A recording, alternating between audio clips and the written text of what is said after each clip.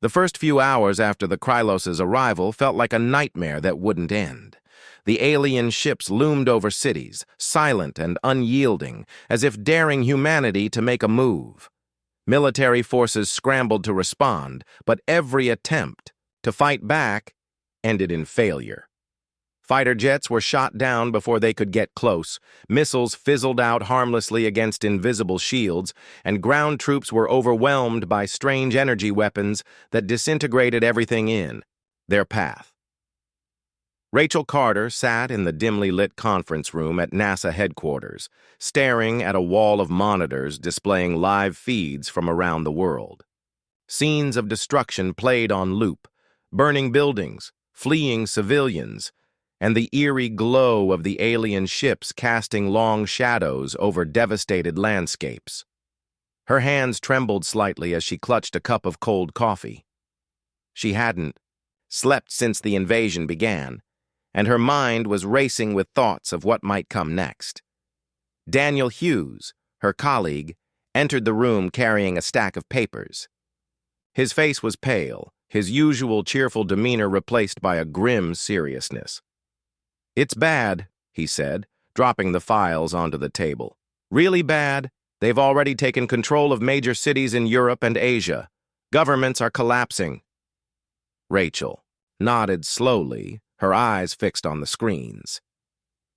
"We can't keep throwing conventional weapons at them. It's useless. We need something smarter." Daniel sighed and sank into a chair beside her. "You think your idea about exploiting their tech will work?" "I don't know yet," Rachel admitted. "But it's the only lead we have. If I can figure out how to disrupt their energy signatures, maybe we can disable their ships, or at least slow them down." Before Daniel could respond, the door burst open, and a man in a military uniform strode in. He introduced himself as Colonel Ethan Brooks, a no-nonsense officer who had been assigned to coordinate efforts between NASA and the armed forces. His sharp gaze swept across the room, taking in the chaos of scattered papers and exhausted scientists. "What do you have for me?" he asked bluntly, pulling up a chair. Rachel hesitated for a moment, then explained her theory. She showed him the research she'd uncovered in the archives, pointing out patterns in the energy signals emitted by the Krylos ships. If we can create a countersignal, a frequency that interferes with theirs, we might be able to cripple their systems. Ethan listened intently, his expression unreadable. When she finished, he leaned back in his chair, rubbing his temples. "That's risky," he said finally. "Even if you're right, getting close enough to deploy something like that would be suicide." "We don't have a choice," Rachel insisted. "Every second we waste gives them more time to consolidate their power. We need to act now." Ethan studied her for a long moment, then nodded. "All right, you'll have whatever resources you need, but I'm coming with you." Rachel blinked in surprise. "With me? Why?" "Because someone needs to make sure this plan doesn't get us all killed," Ethan replied dryly. "Besides, I've got experience with high-stakes missions. You're going to need it." Over the next several days, Rachel and Ethan worked tirelessly alongside a small team of engineers and programmers. They converted an old storage facility into a makeshift lab where they built and tested prototypes of the device Rachel envisioned. Sleep became a luxury none of them could afford, and meals were often skipped or eaten standing up while poring over data. One of the key members of the team was Jack Miller, a test pilot with a reputation for taking on impossible challenges. Tall and lean, with a cocky grin that never seemed to fade, Jack had flown experimental aircraft for years. When Ethan approached him about joining the mission, he didn't hesitate. "If this thing works, count me in," he said with a shrug. "I've always wanted to save the world." Jack spent hours practicing maneuvers in simulators, preparing for the dangerous task of flying close to one of the Krylos command ships. Meanwhile, Rachel and Ethan fine-tuned the device, running countless simulations to ensure it would function properly under extreme conditions. The pressure was immense, but the team pushed forward, driven by the knowledge that failure meant the end of humanity. As they worked, news continued to pour in from around the globe. The Krylos had begun using mind control devices to subjugate populations, turning humans into obedient slaves. Resistance fighters emerged in some areas, launching guerrilla attacks against the invaders, but their efforts were quickly crushed. Cities fell one by one, and hope seemed to dwindle with each passing day. Despite the bleak outlook, Rachel refused to give up.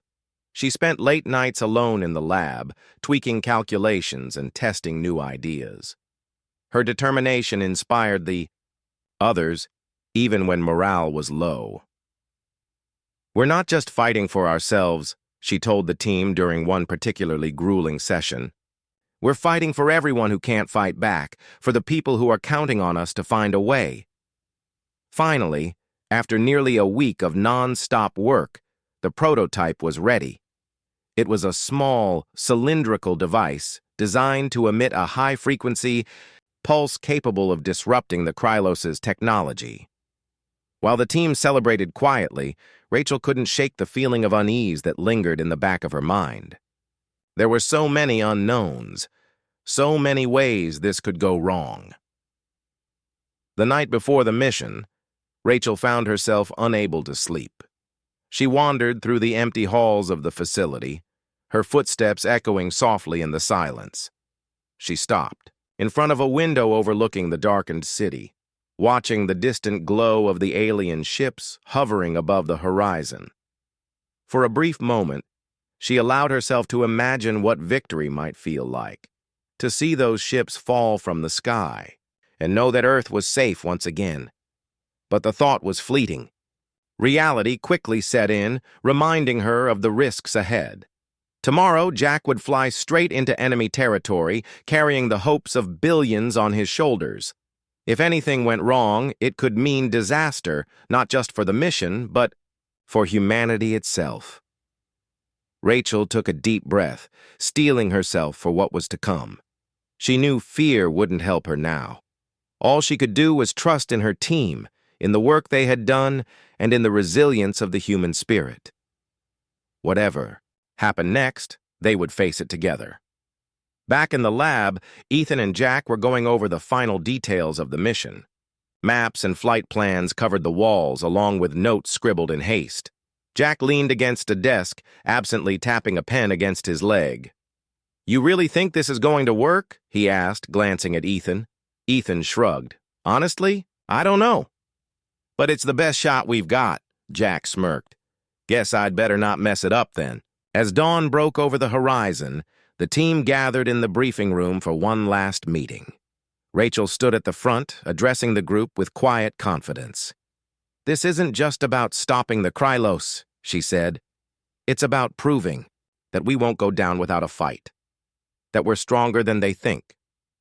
Her words resonated with everyone in the room. Despite the odds stacked against them, there was a sense of unity, a shared belief that humanity still had a chance. As the meeting ended, Jack gave Rachel a reassuring nod. "Don't worry," he said. "I'll get it done." With that, the team dispersed, each member focusing on their role in the mission. The countdown had begun, and there was no turning back. 14 minutes. That was all the time they had to change the course of history. And as the sun rose higher in the sky, casting its light over a world on the brink of collapse, Rachel felt a spark of hope ignite within her. Whatever happened next, humanity would rise to meet it. The sun had barely risen over New York City when the first sign of trouble appeared. A strange ripple in the sky caught the attention of a few early risers. It started as a small, swirling patch of clouds that seemed darker than the rest. Within seconds, the anomaly grew larger, spreading across the horizon like an ink stain on paper. People stopped in their tracks, pointing and murmuring. Some pulled out their phones to record the bizarre phenomenon, while others simply stared, unsure of what they were witnessing. Rachel Carter was one of those people. She stood on the rooftop of her apartment building, sipping coffee and gazing at the unusual sight. Rachel was not easily surprised. She worked as an astrophysicist at NASA's headquarters, where she spent most of her days analyzing data from distant stars and planets. But this was something else entirely. The swirling mass in the sky didn't look natural. It moved with purpose, almost as if it were alive. Before she could think too much about it, the clouds parted, revealing something far more unsettling. Massive shapes descended from the vortex, each one bigger than any skyscraper in the city. They were angular, metallic, and utterly alien. The ships hovered silently above Manhattan, casting long shadows over the streets below. For a moment, there was complete silence. Even the usual hum of traffic seemed to fade away as everyone turned their eyes upward. Then came the voice. It wasn't loud or booming. Instead, it was calm and cold, like the monotone of a machine. Yet it filled every room, every car, every phone screen around the world. "Your planet is now under our control," it said. "Resistance will result in your extinction." Rachel felt her stomach drop. She gripped the railing of the rooftop tightly, her knuckles turning white. Her mind raced, trying to process what was happening. Was this real? Had humanity finally encountered extraterrestrial life? And if so, why did it feel like the beginning of the end? Down on the streets, panic began to spread. Cars screeched to a halt as drivers abandoned their vehicles. Pedestrians ran in all directions, shouting and screaming. Cell towers lit up with frantic calls, and social media exploded with videos and messages. The entire planet seemed to hold its breath, waiting for what would happen next. At NASA headquarters, things were no less chaotic. Rachel arrived within the hour, her heart pounding as she pushed through the crowded hallways. Everyone was talking at once, speculating about the nature of the ships and the intentions of their occupants. In the main conference room, a large screen displayed live footage of the alien fleet.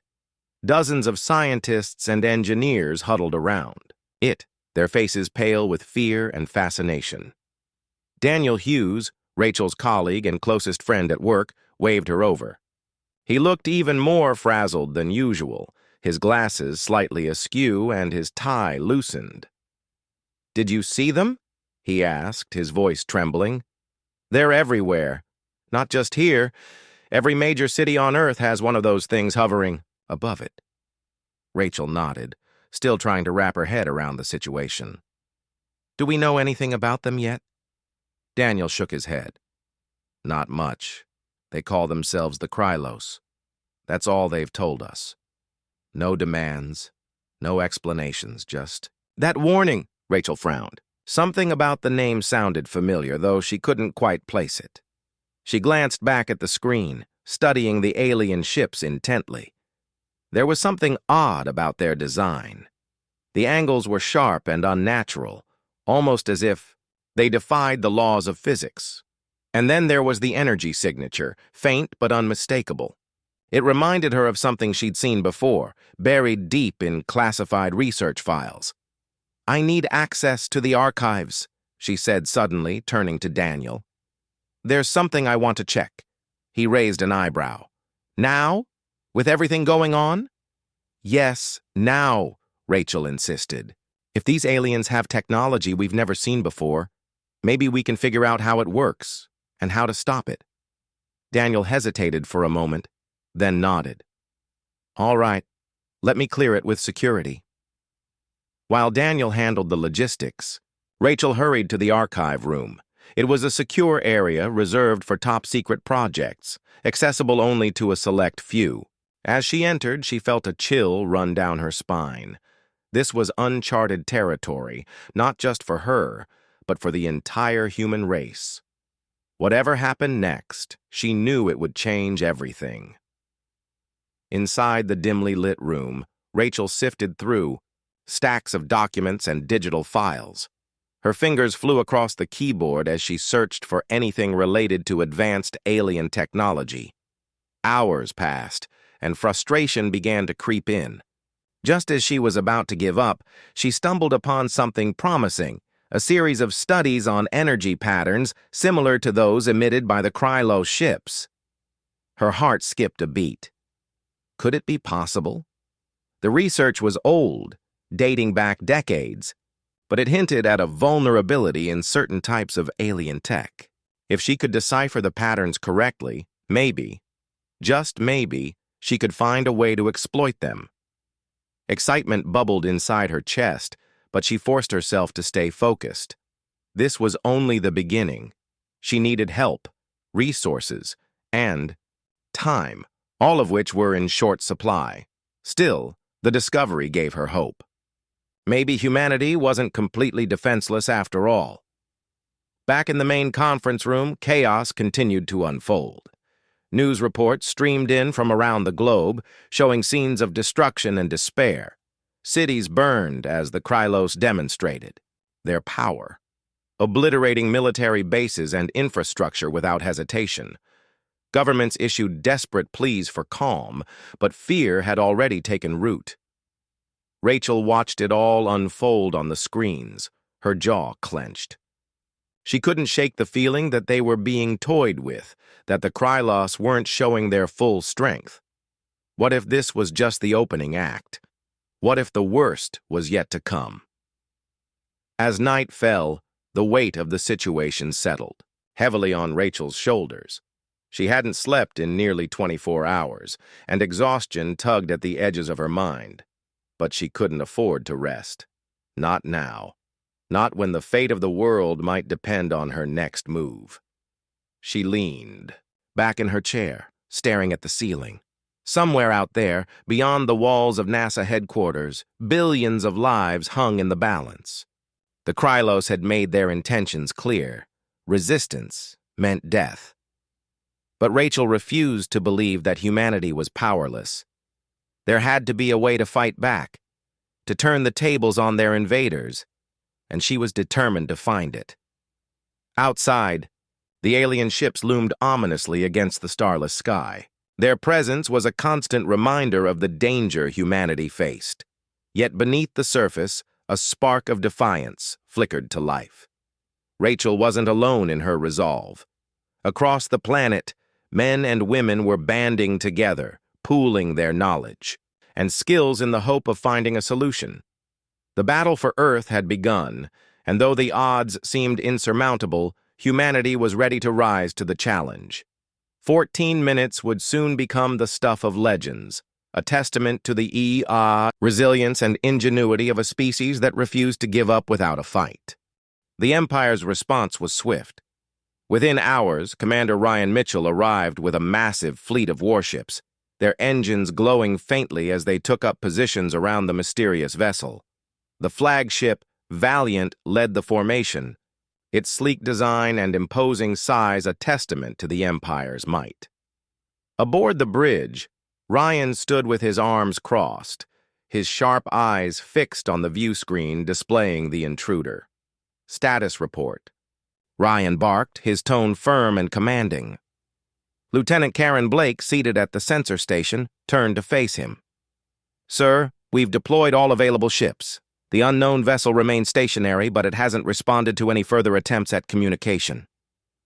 Ryan frowned.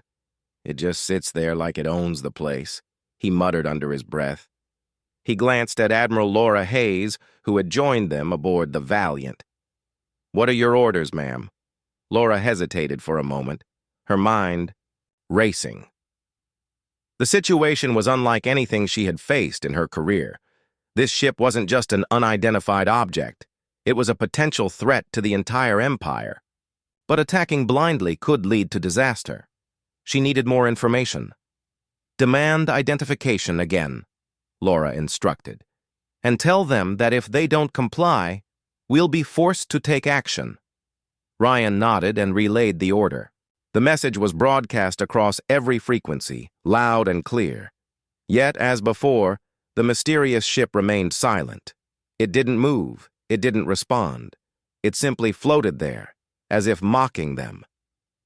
Back aboard Daniel Carter's patrol vessel, Delta 7, the crew watched anxiously as the standoff continued. They were stationed near the edge of the fleet, close enough to see the towering warship but far enough to avoid being targeted, if it came to that. Daniel paced back and forth on the bridge, his mind racing with possibilities.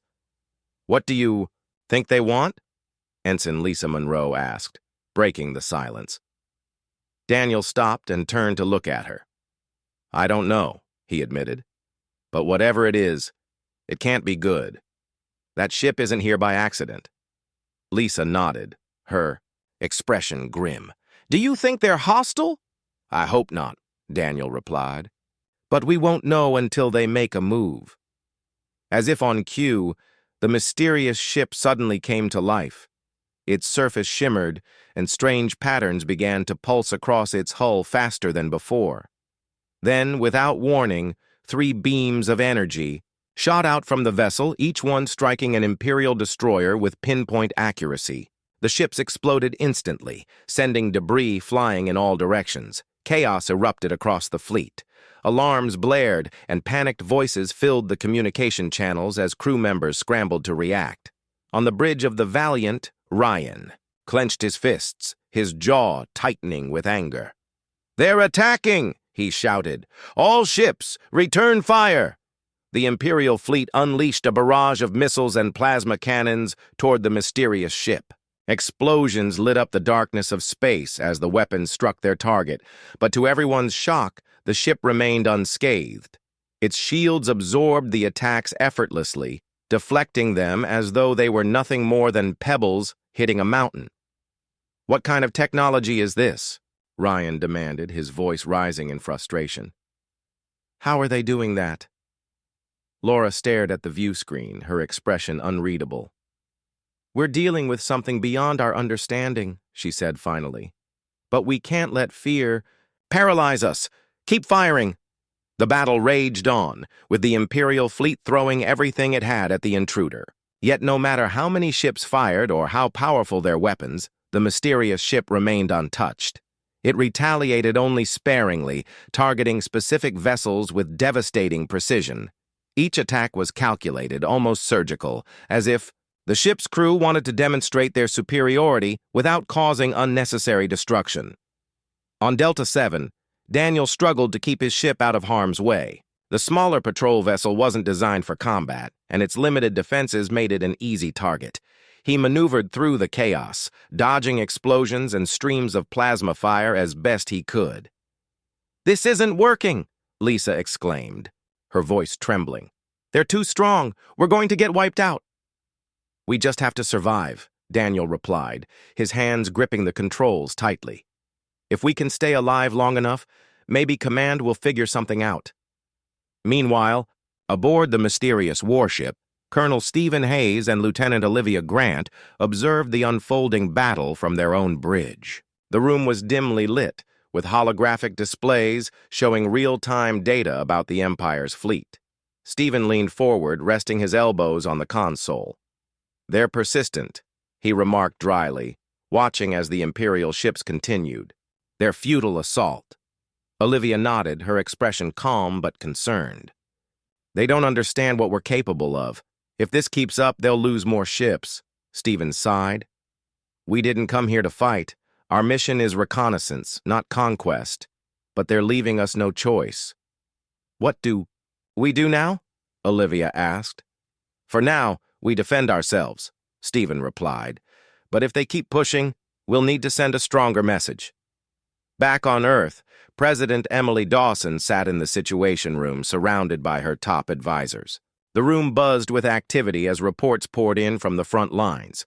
Dr. Nathan Brooks, a leading astrophysicist, stood at the head of the table presenting his analysis of the mysterious ship. "Based on the data we've gathered," Nathan explained, "this vessel appears to possess technology far beyond our current capabilities. Its energy signatures suggest advanced quantum mechanics, possibly even manipulation of space-time itself." Emily listened intently, her brow furrowed, in thought. "Could it be extraterrestrial?" she asked. "It's possible," Nathan admitted. "But there's another theory, one that's equally unsettling. This ship might not belong to any known faction or timeline. It could be from another dimension, or even our future. The room fell silent as the implications sank in. If Nathan's theory was correct, then humanity was facing something far greater than a simple invasion. This was a glimpse into a reality they couldn't comprehend. What should we do? Emily asked, turning to her military advisor, General Mark Sullivan. We need to de-escalate, Mark replied. Attacking blindly will only lead to more casualties. If we can establish communication, we might be able to negotiate. Emily nodded. Make it happen. Tell Admiral Hayes to stand down and try diplomacy. The order was relayed to the fleet, but tensions remained high.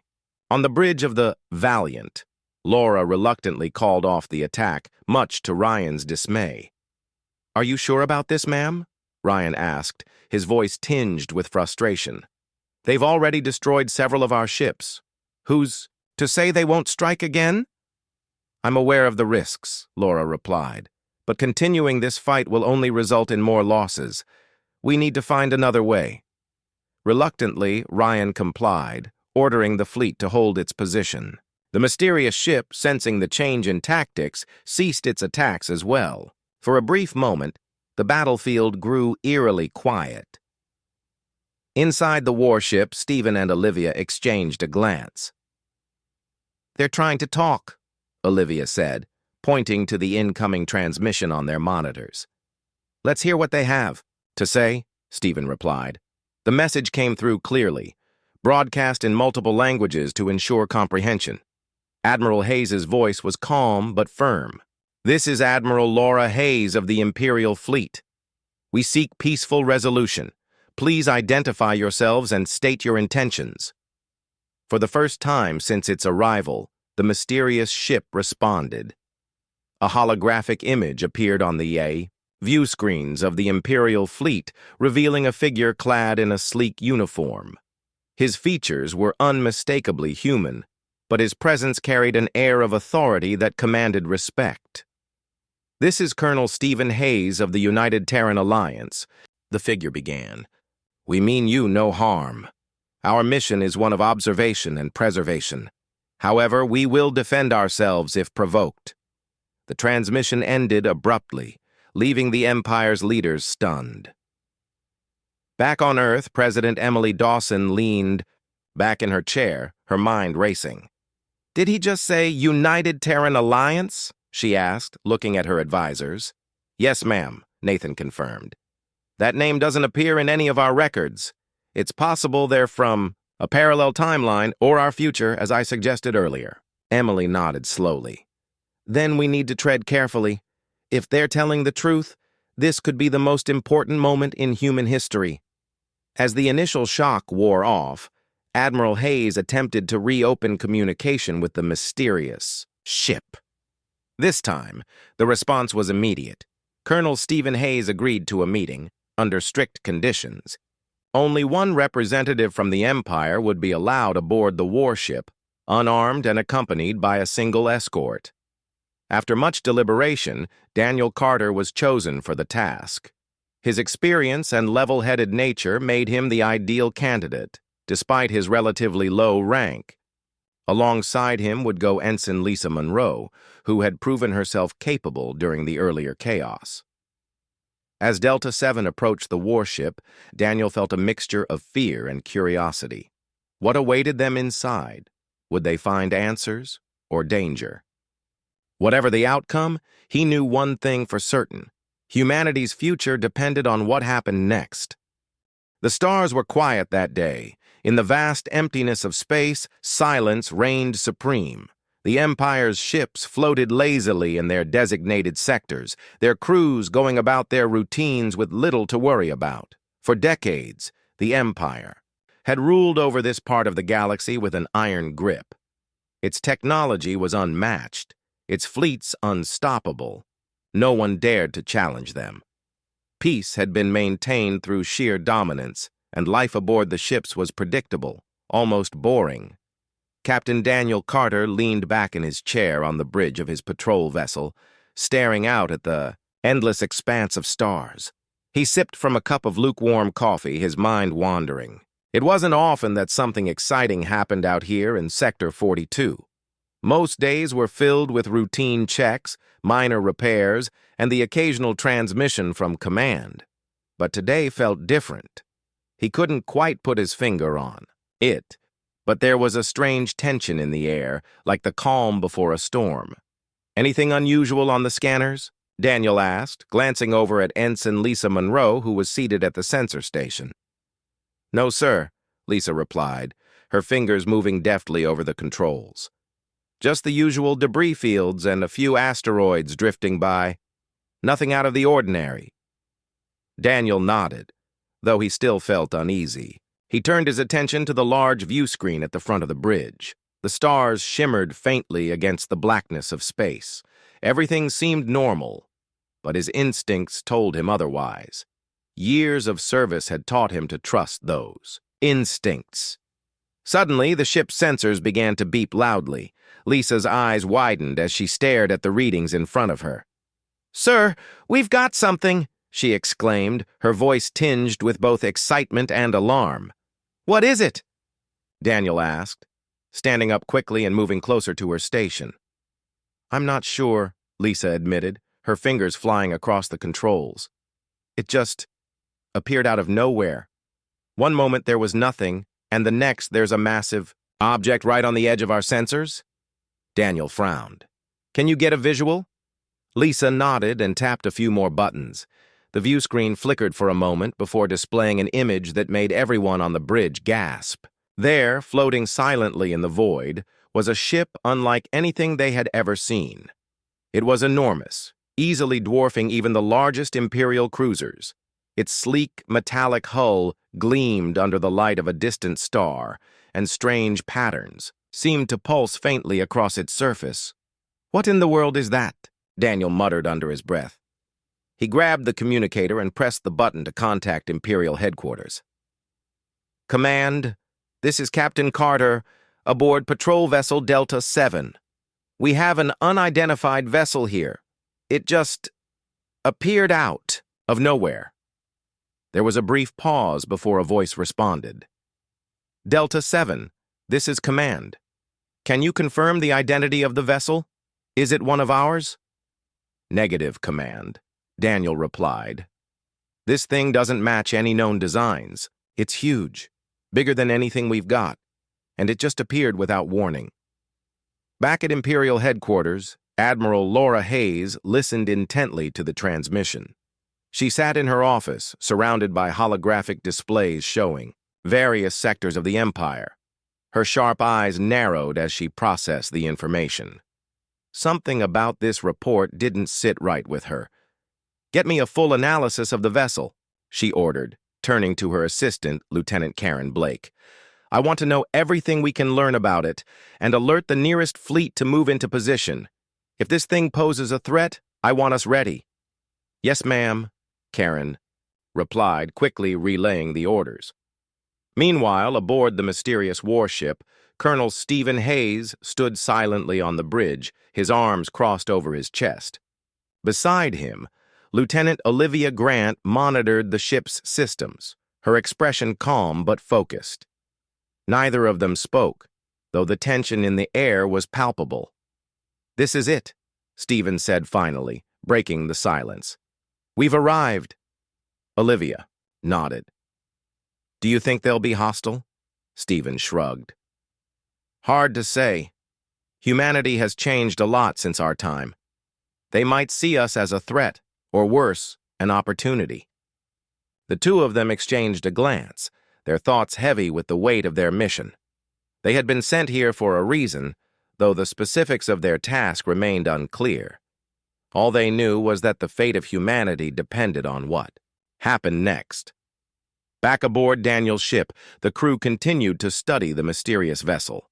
Despite their efforts, they couldn't detect any signs of life or communication coming from it. It simply hovered there, silent and unmoving, as if daring them to make the first move. "Sir, should we attempt to establish contact?" Lisa asked, looking up at Daniel. Daniel hesitated. On one hand, it was standard protocol to try communicating with unknown vessels. On the other hand, something about this situation felt off.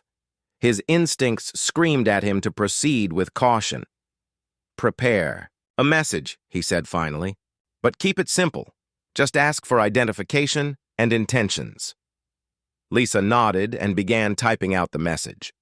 Moments later, it was transmitted toward the mysterious ship. Everyone held their breath, waiting for a response. Minutes passed, but there was no reply. The ship remained eerily silent, its presence growing more ominous with each passing second. Daniel's unease deepened.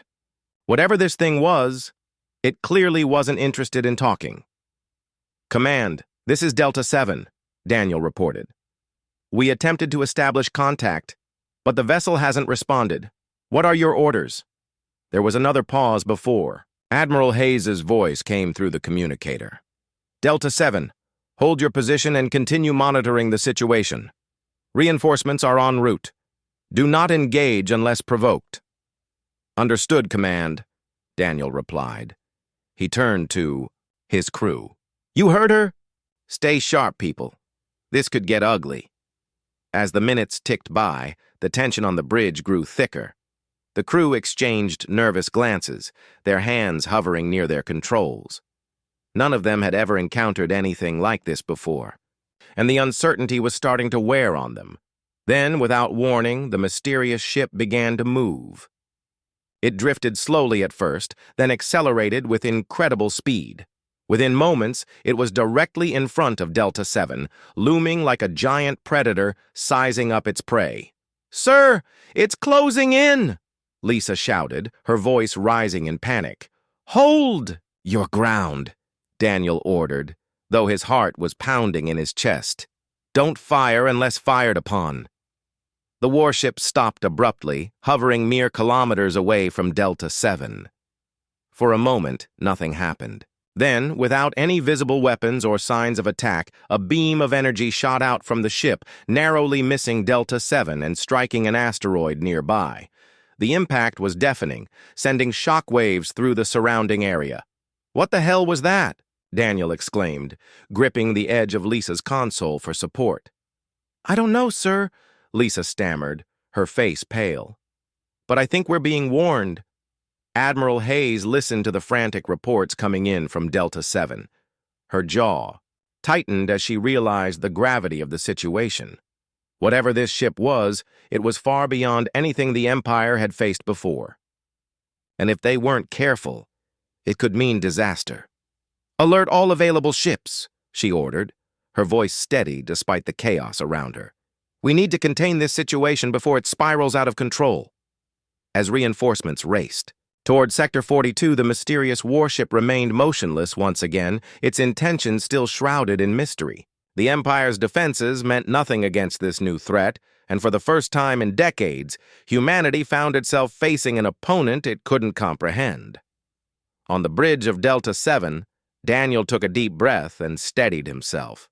Whatever happened next, he knew one thing for certain. Nothing would ever be the same again.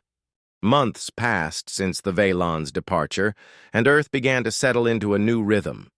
The changes brought by their visit were undeniable, shaping every aspect of life in ways both subtle and profound.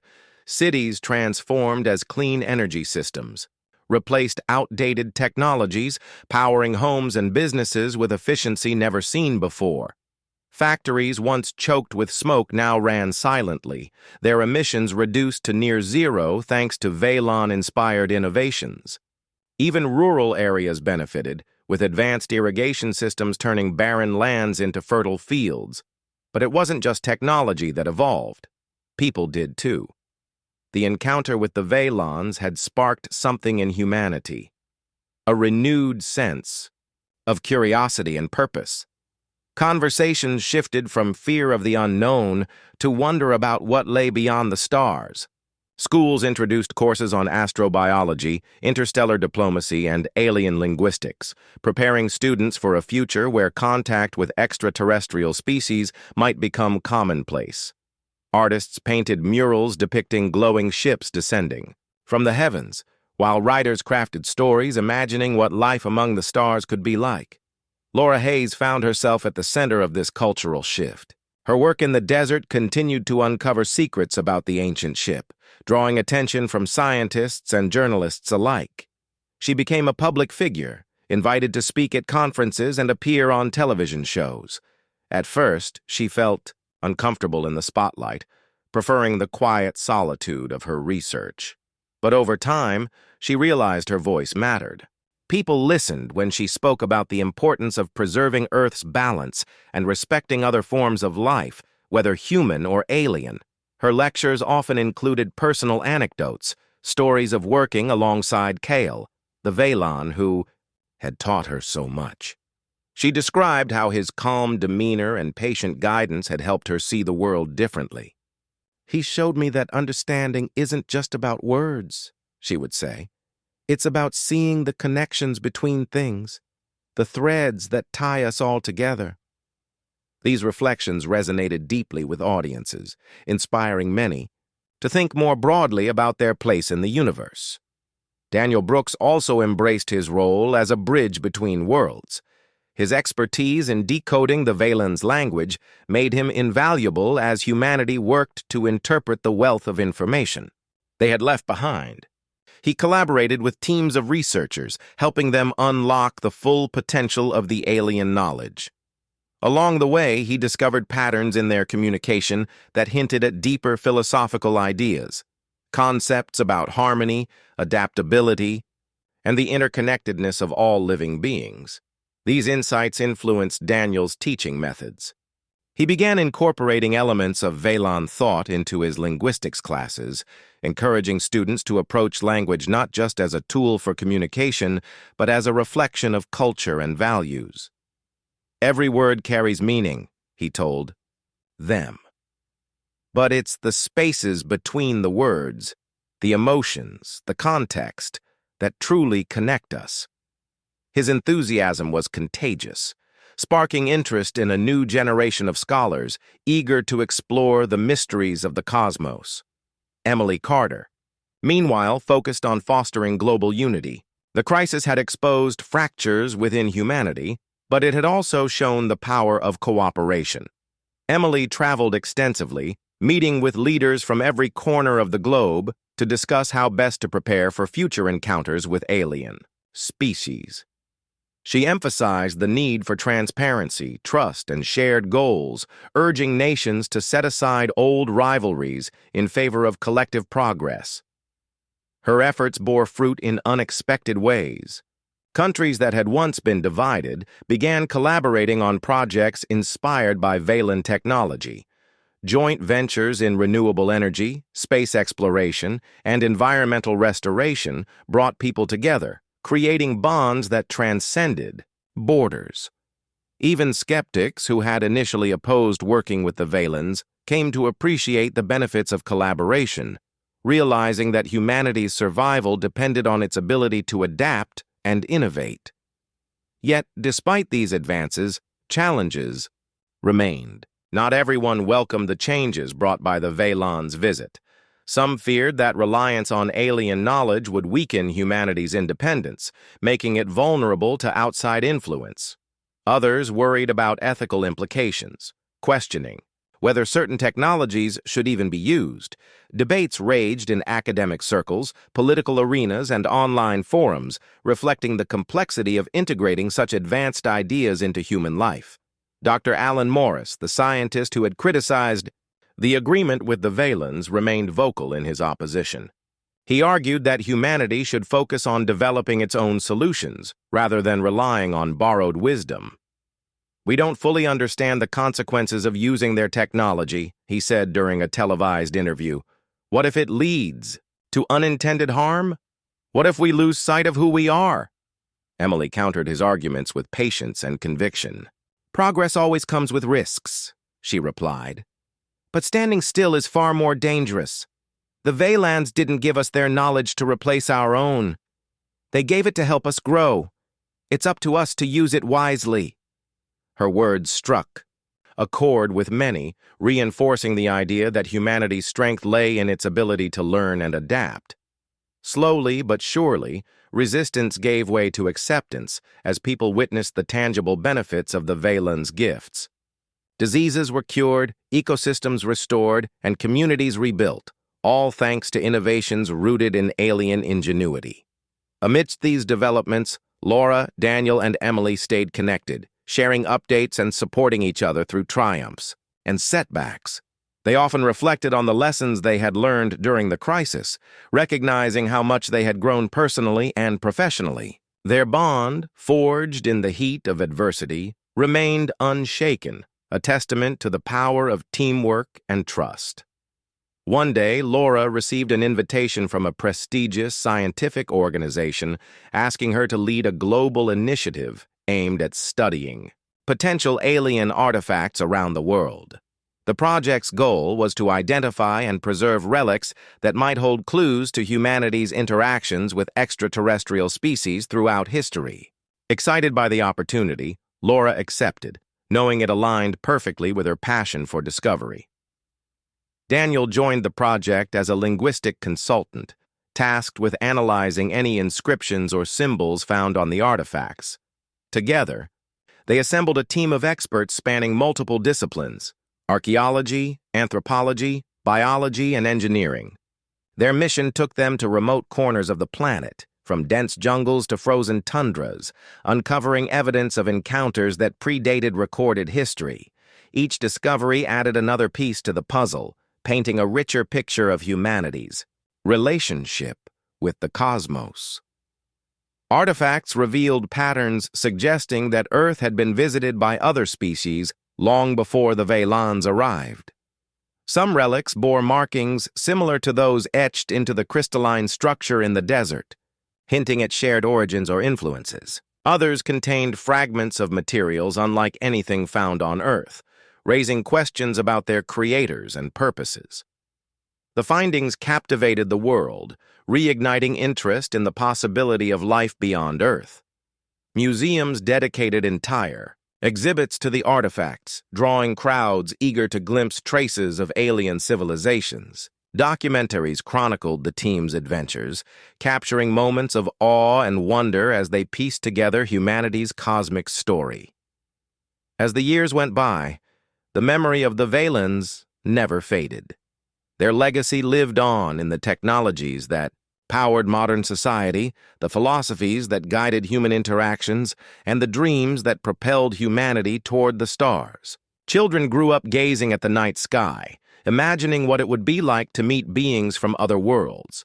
Scientists worked tirelessly to decode signals from deep space, hoping to find proof that Earth wasn't alone. And somewhere beneath the sands of New Mexico, the remnants of the ancient ship continued to pulse faintly, a silent guardian watching over the planet it had called home for 30,000 years. Its presence served as a reminder of the bond forged between two civilizations, a bond that transcended time and space. For Laura, Daniel, and Emily, the journey was far from over. They knew there were still mysteries to unravel, connections to forge, and horizons to explore.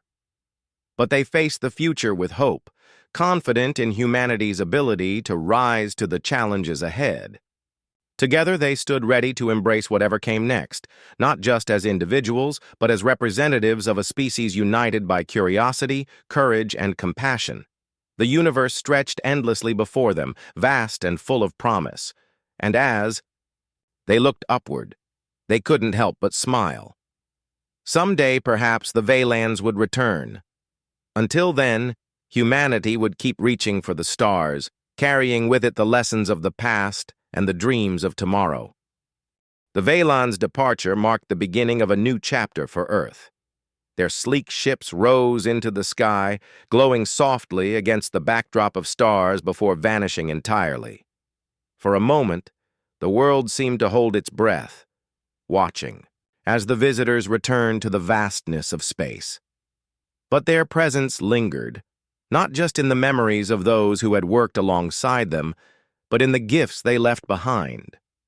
Among these gifts was knowledge, advanced scientific principles, and technologies that humanity could scarcely have dreamed of on its own. The Veilons shared insights into clean energy sources, medical advancements, and sustainable agriculture, all designed to help Earth address some of its most pressing challenges.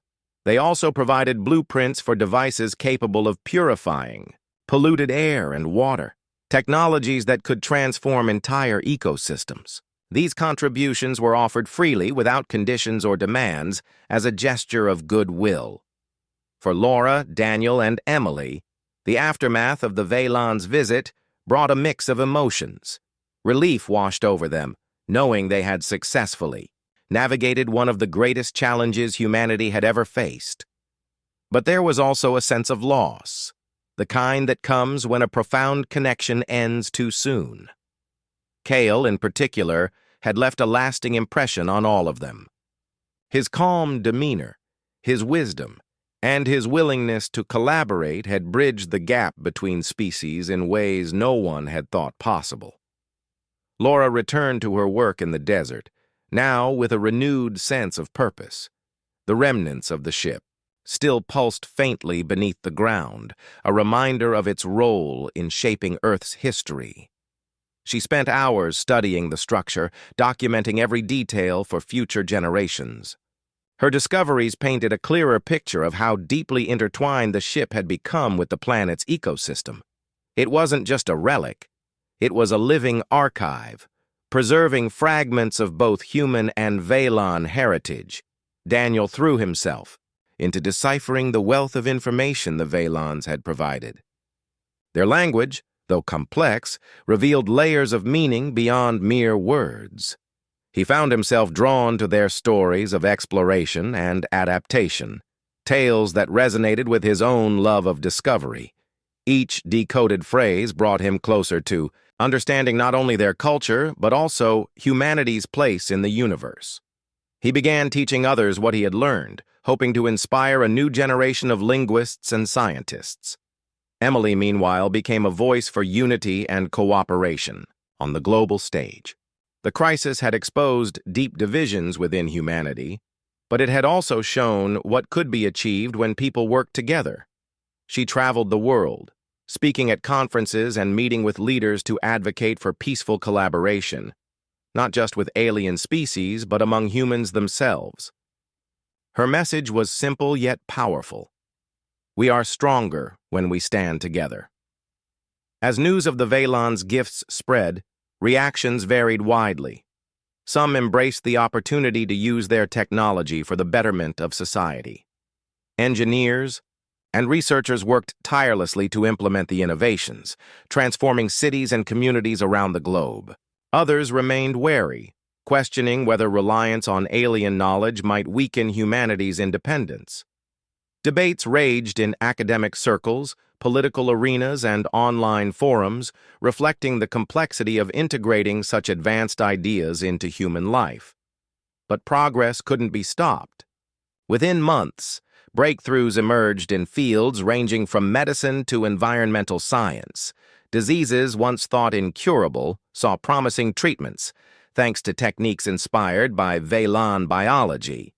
Renewable energy systems based on their designs began replacing outdated technologies, reducing humanity's carbon footprint significantly. Even the arts flourished as artists drew inspiration from the holographic projections and symbols left behind by the ancient ship. Amidst these changes, Laura often found herself reflecting on the lessons she had learned during the ordeal. The ship's integration into Earth's environment reminded her of the delicate balance required to sustain life. Its ability to adapt and evolve served as a metaphor for humanity's own journey, a species constantly striving to improve while staying connected to its roots. She began sharing these thoughts through lectures and interviews, encouraging others to think about their relationship with the planet and each other. Daniel, too, carried the experience with him wherever he went. The bond he had formed with Cale stayed vivid in his mind, a testament to the power of communication and empathy. He realized that understanding another species wasn't just about decoding languages or analyzing symbols. It was about recognizing shared values and aspirations. This realization shaped his approach to linguistics, leading him to focus on fostering dialogue across cultures and disciplines. For Emily, the legacy of the Vaylans' visit was a call to action. She knew that humanity's survival depended on its ability to cooperate, not only with extraterrestrial beings, but also with itself. The divisions exposed during the crisis hadn't disappeared overnight, but they had sparked conversations about tolerance, trust, and mutual respect.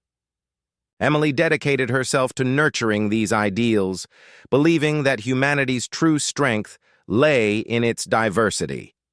Over time, the story of the Vaylans became legend. Textbooks chronicled their arrival, their mission to reclaim the lost ship, and their eventual departure. Museums displayed artifacts recovered from the desert, alongside replicas of the crystalline core and holographic projections. Artists created murals and sculptures depicting scenes of collaboration between humans and aliens, celebrating the moment when two civilizations came together. Children grew up hearing tales of the Vaylans, imagining what it must have been like to witness their glowing ships hovering above Earth. Schools incorporated lessons about the encounter into their curricula, emphasizing the importance of curiosity, courage, and compassion. The phrase, "We are stronger together," spoken by Cale through Daniel's translation, became a mantra echoed by millions. Yet, even as humanity moved forward, questions lingered. Would the Vaylans truly return someday? Had they left behind more than just knowledge and technology? And what secrets still lay hidden within the remnants of the ship buried beneath the sands? These mysteries fueled ongoing research and exploration. Teams of scientists continued studying the structure, uncovering new details about its origins and functions. They discovered evidence suggesting that the ship had communicated with other parts of Earth's biosphere, influencing plant growth, patterns, and animal migration routes over millennia. This revelation sparked debates about whether similar relics might exist elsewhere on the planet, or even beyond. Laura, Daniel, and Emily remained at the forefront of these efforts, their lives forever intertwined by the events of that fateful year. Though they pursued different paths, their shared experience bonded them in ways nothing else could. They stayed in touch, exchanging updates and insights, supporting each other through triumphs and setbacks.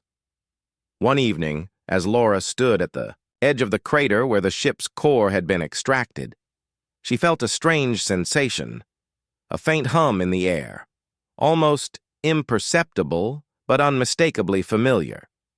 She closed her eyes, letting the sound wash over her. It was comforting, like an old friend whispering reassurance. When she opened her eyes again, the stars above seemed brighter, closer somehow.